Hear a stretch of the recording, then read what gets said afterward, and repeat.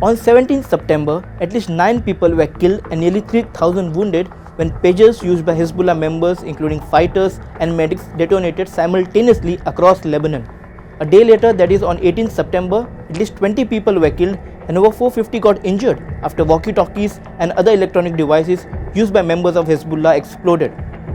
A Lebanese security source and another source told the Reuters news agency that Mossad, Israeli spy agency, planted explosives in 5,000 pagers that Hezbollah had ordered months before the explosions. The sources said a code was simultaneously sent to 3,000 of the pagers, triggering the explosions. No one would have thought this way Israel would have retaliated to Hezbollah's missile attack in Israel weeks back. Let me tell you, one should not be surprised with this kind of unique secret operation carried out by Mossad.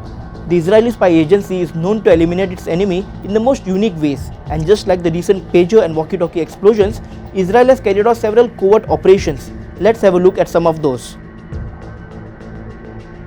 Mossad is one of the 3 major intelligence organizations of Israel. It is concerned with foreign intelligence gathering, intelligence analysis and covert operations.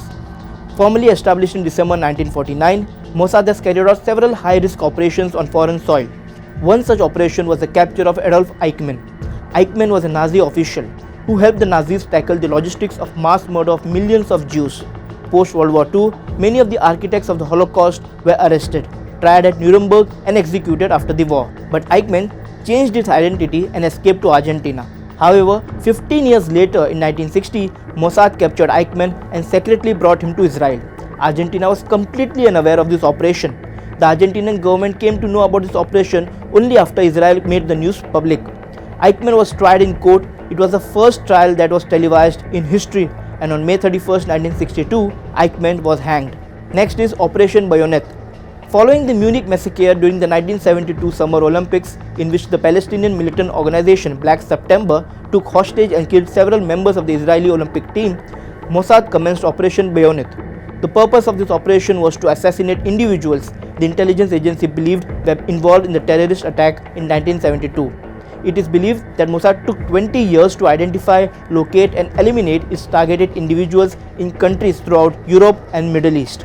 Also known as Operation Wrath of God, was suspended in 1973 when the Mossad team accidentally killed a waiter in Norway, mistaking him for one of their targets.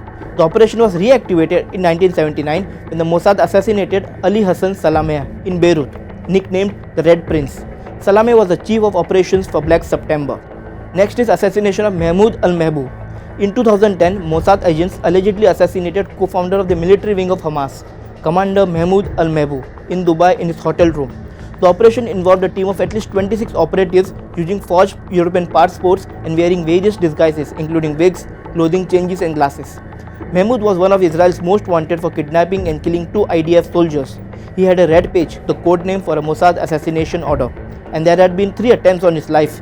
Yet, Mahmoud flew to Dubai without a security team, then headed to Al Bustan Rotana Hotel and checked in room 230. While the exact method of assassination remains disputed, it is believed that al-Mahbub was killed during a combination of muscle relaxation and suffocation. Next is the motorcycle assassinations. Between 2010 and 2012, Mossad allegedly attempted to assassinate 5 Iranian nuclear scientists in Tehran, with one target surviving the attack, known as the motorcycle assassinations. In January 2010, Masood al-Mohammadi, a professor specializing in particle physics at the University of Tehran, was killed by a remote control bomb that had been attached to a motorcycle near his home. 10 months after the killing of Ali Mohammadi, another nuclear scientist, Majid Shahriari, was killed in similar circumstances. In July 2011, the next scientist to be assassinated in Iran was Darush Rezanijad. 2 men riding motorcycles fatally shot him and wounded his wife. An unconfirmed report in an Israeli intelligence publication said that Rezanijad had been working on a nuclear detonator. Next is the assassination of Ismail Haniyeh, the most recent one. As per the New York Times report, Ismail Haniyeh, the chairman of the Hamas political bureau, was assassinated on 31st July 2024 by an explosive device covertly smuggled into his Tehran guest house where he was staying. The bomb had been hidden approximately 2 months ago in the guest house. Mr. Haniyeh was in Iran's capital for the presidential inauguration. The bomb was detonated remotely once he was inside his room